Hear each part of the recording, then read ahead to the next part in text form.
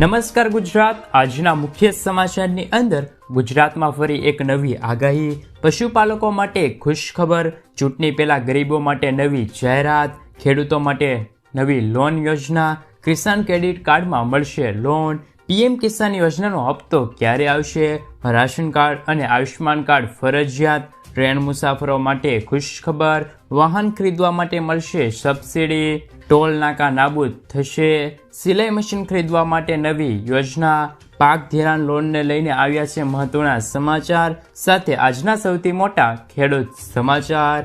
મિત્રો, દરેક સમાચાર, દરેક માહિતી જણાવું એ પહેલા ગુજરાતના જે પણ મિત્રો ચેનલ પર જો નવા આવ્યા છે મિત્રોને ખાસ વિનંતી છે કે ચેનલને સબસ્ક્રાઇબ કરવાનું ભૂલતા નહીં, સાથે આજનો આ વિડીયો છે તેને અંત સુધી જોતા રહેજો। મિત્રો, અત્યારના તાજા સમાચારની અંદર વાત કરીએ તો ફરી એક નવી આગાહી, રાજ્યમાં 24 એપ્રિલથી લઈને 27 એપ્રિલ સુધી ગરમી વધ્યા બાદ 4 મે સુધી ગરમી ઓછી રહેવાની આગાહી કરાઈ છે, જે બાદ 4 મે બાદ ફરી ગરમીમાં વધારો જોવા મળી શકે છે। હવામાન નિષ્ણાત અંબાલાલ પટેલની આગાહી મુજબ 10 થી લઈને 14 મે વચ્ચે ઉત્તર અને મધ્યમ ગુજરાતમાં આંધી વંટોળ સાથે વરસાદ વરસી શકે છે। 10 થી 14 તારીખના રોજ હવામાનમાં પલટો આવ્યા બાદ 20 તારીખ બાદ ફરીથી ગરમીમાં વધારો જોવા મળી શકે છે। મિત્રો, ત્યારબાદના સમાચારની અંદર વાત કરીએ તો 2024નું ચૂંટણી ગરીબો માટે મોટી જાહેરાત કરવામાં આવી શકે છે। લોકસભાની ચૂંટણી 2024ના પ્રથમ તબક્કામાં મતદાનમાં હવે ગણતરીના દિવસો જ બાકી રહ્યા હતા, ત્યારે ભાજપ સહિત તમામ પક્ષો એકઠા થયા છે। દેશમાં 4 જૂને નવી સરકાર બનશે એવા અહેવાલો છે કે ઘણા મંત્રાલયો છે તે 100 દિવસના રોડમેપ પણ કામ કરવાનું શરૂ કરી દીધેલું છે। એવી અપેક્ષા છે કે પ્રથમ 100 દિવસમાં લોન, સબસિડી, ભારત સહિતની ઘણી છે તે યોજનાઓનો સમાવેશ કરવામાં આવે છે। ટાઈમ્સ ઓફ ઇન્ડિયાના અહેવાલ મુજબ તમામ મંત્રાલયો અને વિભાગે તેમની યોજનાઓના તૈયાર કરવાનું શરૂ કરી દીધેલું છે અને કેબિનેટ સચિવ તેમની સમીક્ષા કરી શકે છે। પીએમ મોદી 15 ઓગસ્ટે હાઉસિંગ લોન માફી યોજનાની જાહેરાત કરશે। નવી સરકારના પ્રથમ 3 મહિના માટે જ જે પણ નવા પ્રોજેક્ટ અને યોજનાઓનું આયોજન કરવામાં આવી રહ્યું છે। મિત્રો, આગળના સમાચારની અંદર વાત કરીએ તો પીએમ કિસાનનો હપ્તો ક્યારે આવશે? કિસાન યોજનામાં અરજી નામંજૂર થવાનું પહેલું કારણ એ હોઈ શકે કે તમારી બેંકની વિગતો ખોટી હોય। એકવાર ચેક કરો કે બેંક ખાતું સાચું છે કે ખોટું છે। તમે કિસાન યોજનાની શરતો હેઠળ પાત્ર નથી ધરાવતા, એટલે કે તમે ITR ભરો છો અથવા તમારી પાસે કોઈ જમીન નથી, આધાર કાર્ડ બેંક ખાતા સાથે લિંક નથી, તેવા પણ કિસ્સામાં છે તે પીએમ કિસાન યોજનાનો હપ્તો નથી મળતો। જો અરજદારની ઉંમર 18 વર્ષથી લઈ કે 65 વર્ષની વચ્ચે હોવી ફરજિયાત છે। મિત્રો, પીએમ કિસાન માટે KYC નથી કરાવ્યું તો પણ તમને છે કે પીએમ કિસાન યોજનાનો હપ્તો નહીં મળે। મિત્રો, સમાચારની અંદર આગળ વાત કરીએ તો ખેડૂતો માટે નવી યોજનાની શરૂઆત। દેશમાં ખેડૂતો માટે સૌથી લોકપ્રિય KCC લોન યોજના બાદ હવે કેન્દ્ર સરકાર બીજી મોટી યોજના લઈ આવ્યું છે। આ યોજનાનું નામ કિસાન ઉપજ નિધિ છે। ખેડૂતો માટે ગુજરાત સરકાર દ્વારા આ નવી યોજના બહાર પાડવામાં આવી છે। આ યોજના હેઠળ એવા ખેડૂતોને લોન મળે છે કે જેઓ ખેડૂતો વેરહાઉસની અંદર પોતાના માલ સાચવતા હોય અથવા તો ગોડાઉનની અંદર પોતાનો માલ સાચવવા માંગતા હોય તો તેવા ખેડૂતોને છે તે આ યોજના લાભ મળવાપાત્ર રહેશે।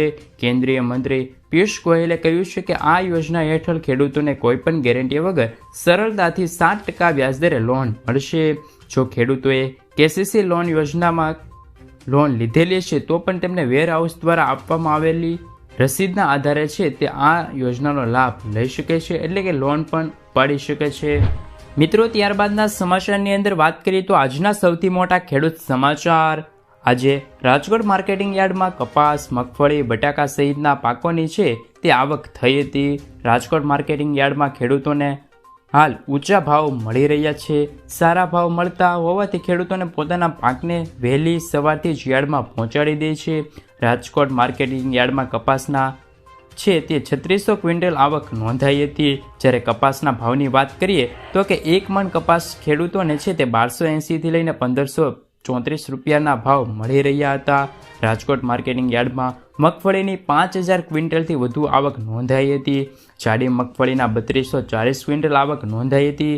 જાડી મગફળીના ખેડૂતોને છે તે 1110 રૂપિયાથી લઈને 1369 રૂપિયા મળ્યા હતા. જ્યારે ઝીણી મગફળીના ભાવ છે તે પણ સારા મળ્યા હતા ખેડૂતોને. રાજકોટ માર્કેટિંગ યાર્ડમાં કાચી કેરીની 160 ક્વિન્ટલ આવક નોંધાઈ હતી. યાર્ડમાં કાચી કેરીની શરૂઆત થઈ હોવાથી કાચી કેરીના ભાવ છે ખેડૂતોને તે ખૂબ જ સારા મળ્યા હતા. મિત્રો ત્યારબાદના સમાચારની અંદર વાત કરીએ તો પશુપાલકો માટે ખુશખબર. એશિયાની સૌથી મોટી બનાસ ડેરીએ લોકસભાની ચૂંટણી વચ્ચે પશુપાલકોને ભાવ વધારવાની ભેટ આપીને ખુશખુશાલ કરી દીધા છે. બનાસ ડેરીએ દૂધના ફેટમાં પ્રતિ કિલો 15 રૂપિયાનો વધારો કર્યો છે. આ સાથે પશુપાલકોને 805 રૂપિયાની બદલે 820 રૂપિયાના ભાવમાં વધારો જોવા મળ્યો છે. દૂધના ભાવમાં સારો ભાવ મળતા પશુપાલકો માટે ખુશીની લહેર એક અલગ જ વાત છે. મિત્રો ત્યારબાદના સમાચારની અંદર વાત કરીએ તો રૂપાલા સામે પરેશ ધાનાણી લડશે ચૂંટણી. કોંગ્રેસ ગુજરાતના 4 લોકસભા અને 5 વિધાનસભા પેટા ચૂંટણીના ઉમેદવારોની યાદી છે તે જાહેર કરી છે. જોકે ધાનાણી રાજકોટથી લડશે. રાજકોટમાં ભાજપના પરસોત્તમ રૂપાલા સામે કોંગ્રેસ પરેશ ધાનાણીને ટિકિટ અપાઈ છે. એક બેઠક મુજબ રાજકોટમાં રૂપાલા સામે દિગ્ગજ કોંગ્રેસી નેતા પરેશ ધાનાણી ઉતર્યા છે. જ્યારે મિત્રો એક તરફ પરસોત્તમ રૂપાલાનો વિવાદનો અંત નથી આવ્યો તો શું રાજકોટ લોકસભાની ચૂંટણી પર પરસોત્તમ રૂપાલાની જીત થશે કે નહીં, કે પરેશ ધાનાણી એકવાર ફરી બાજી પલટાવશે? મિત્રો આગળના સમાચારની અંદર વાત કરીએ તો મફત ગેસ સિલિન્ડરને લઈને આવ્યા છે મહત્વના સમાચાર. ઉજ્જવલા યોજનાને લઈને એક રાહતના સમાચાર આવ્યા છે. મોદી સરકારે 75 લાખ નવા ગેસ કનેક્શન આપવાનો નિર્ણય કર્યો છે. જેથી જે લોકો અગાઉ ફોર્મ નથી ભર્યા તેમને 5-5 કિલોના 2 સિલિન્ડર, 14 કિલોના 1 સિલિન્ડર, ગેસ ચૂલા, લાઇટર, રેગ્યુલેટર વગેરે સામાન આપવાની શરૂઆત થઈ ગઈ છે. મિત્રો આ સાથે નવા ઉજ્જવલા યોજના માટે ફોર્મ ભરવાની પણ શરૂઆત કરી દેવામાં આવેલી છે. મિત્રો આગળના સમાચારની અંદર વાત કરીએ તો ટ્રેન મુસાફરો માટે ખુશખબર. આ વર્ષે ઉનાળામાં યાત્રીઓની માંગ અંદાજે વૃદ્ધ થવાની શક્યતા તે રેલવે મંત્રાલયે મોટાભાગના ટ્રેનોની સંખ્યામાં 43% વધારો કર્યો છે. તેનાથી મોટાભાગના યાત્રીઓને પોતાના સ્થળ સુધી યોગ્ય રીતે પહોંચાડવા મદદ મળશે. રેલવે કર્મચારીઓએ સિગ્નલ ટ્રેનોમાં રેકોર્ડ 9111 ફેરાનું સંચાલન કરવામાં આવ્યું હતું. ટ્રેનોના ફેરાની સંખ્યા 2742નો વધારો પણ જોવા મળી રહ્યો છે. મિત્રો આગળના સમાચારની અંદર વાત કરીએ તો કિસાન ક્રેડિટ કાર્ડ બનશે એટીએમ, તરત જ મળશે પૈસા. કિસાન ક્રેડિટ કાર્ડ ધારકો હવે જરૂર પડે તરત જ પૈસા ઉપાડી શકશે. કૃષિ મંત્રીએ આ માટે એક કમિટી બનાવવાનો નિર્ણય લીધો છે. કમિટી ડિજિટલ ડિલિવરી, કિસાન ક્રેડિટ કાર્ડનું સરળીકરણ અને આ યોજનાને વધુમાં વધુ ખેડૂતો સુધી પહોંચાડવાની સમીક્ષા રાખે છે. આ રીતે કિસાન ક્રેડિટ કાર્ડ એક એટીએમ તરીકે કામ કરશે. કિસાન ક્રેડિટ કાર્ડ બનાવ્યા પછી ખેડૂતોને ગેરંટી વગર 1,60,000 રૂપિયા સુધીની લોન મળી શકે છે. મિત્રો ત્યારબાદના સમાચારની અંદર વાત કરીએ તો સિલાઈ મશીન ખરીદવા માટે મળશે સહાય. દેશમાં કેન્દ્ર સરકાર દ્વારા મહિલાઓને સશક્ત કરવા તેમજ તેમના ઘરે કામ આપવા પ્રોત્સાહિત કરવા માટે અને સશક્ત બનાવવા માટે મફત સિલાઈ યોજનાની શરૂઆત કરવામાં આવી છે. આ યોજના હેઠળ દરેક રાજ્યના મજૂર પરિવારોને 50,000થી વધુ મહિલાઓને છે તે મફત સિલાઈ મશીન આપવામાં આવે છે. ત્યારે અમે તમને એક PM ફ્રી સિલાઈ મશીન યોજના વિશે સંપૂર્ણ માહિતી આપીશું. આ યોજના લાભ મેળવવા માટે તમારા આર્થિક રીતે નબળા પરિવારોની મહિલાઓ છે તેમને ઓનલાઈન અરજી કરવાની રહેશે. હાલ આ યોજના દેશમાં અમુક રાજ્યોને કાર્યકર છે, જેમાં ગુજરાત, મધ્યપ્રદેશ, ઉત્તર પ્રદેશ, રાજસ્થાન, મહારાષ્ટ્ર, કર્ણાટકમાં છે તે આ યોજના શરૂ કરી દેવામાં આવેલી છે. મિત્રો ત્યારબાદના સમાચારની અંદર વાત કરીએ તો પાક ધિરાણ લોન થશે માફ. ગુજરાતમાં દરેક ખેડૂતો માટે પાક ધિરાણ લોનને લઈને એક મહત્વના સમાચાર સામે આવ્યા છે. ખેડૂતોની માંગણી કરવામાં આવી રહેલ છે કે ખેડૂતોના પાકને છે તે નુકસાન થયું છે તો શું ખેડૂતોની પાક ધિરાણ લોન માફ થશે? ખેડૂતો બેંકના લોનના પૈસા ભરવા માટે બહારથી વ્યાજે પૈસા લાવીને વ્યાજ ભરતા હોય છે. જેથી ખેડૂતોને ઓટો રિન્યુ સુવિધા આપીને ખેડૂતોને થોડીક રાહત આપવામાં આવે તેવી ખેડૂતો દ્વારા માંગણી કરવામાં આવી રહેલ છે. મિત્રો ત્યારે એક મહત્વના સમાચાર છે. ખેડૂતોએ લીધેલી લોનની નવાજૂની કરવા ખેડૂતો પાસેથી કેશ પેમેન્ટ માંગવાની બદલે ડાયરેક્ટ બેંકમાંથી ઓટો રિન્યુ કરી દેવામાં આવે. મિત્રો આગળના સમાચારની અંદર વાત કરીએ તો ટોલ નાકા નાબૂદ થશે. કેન્દ્રીય માર્ગ અને પરિવહન મંત્રી નીતિન ગડકરીએ ટોલ ટેક્સને લઈને મોટું નિવેદન આપ્યું છે. મહારાષ્ટ્રના નાગપુરમાં તેમણે કહ્યું કે અમે ટોલ નાબૂદ કરવા જઈ રહ્યા છીએ. હવે આ કામ સેટેલાઇટના આધારે કરવામાં આવશે. અમે સેટેલાઇટ આધારિત ટોલ કનેક્શન સિસ્ટમ દ્વારા કરીશું આ કાર્ય.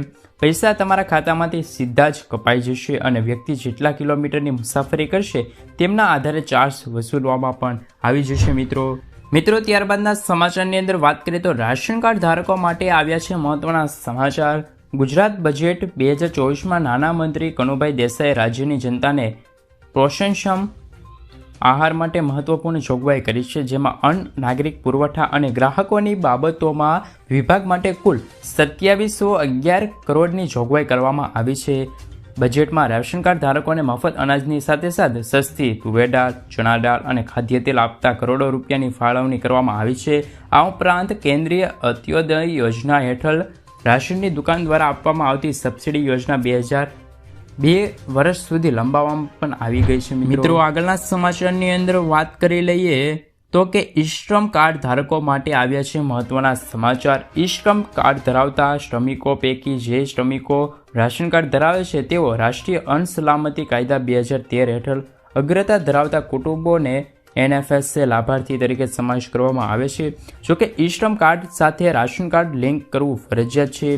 જો ઈ-શ્રમ કાર્ડ કઢાવતી વખતે રાશન કાર્ડ નંબર આપેલો નથી તો રાશન કાર્ડ સાથે લિંક કરાવવું પડશે. મિત્રો ત્યારબાદના અને આજના અંતિમ સમાચારની અંદર વાત કરીએ તો આજના સૌથી મોટા ખેડૂત સમાચાર. ઘઉંની બજારમાં શનિવારે ભાવ સ્ટેબલ રહ્યા હતા. ઘઉંમાં આગળ ઉપર જો લેવાયેલી સારી આવક જોવા મળી રહેલી છે. બજારમાં સુધારો આવશે. લસણમાં વેચાયેલી ઘટી હોવાથી ભાવમાં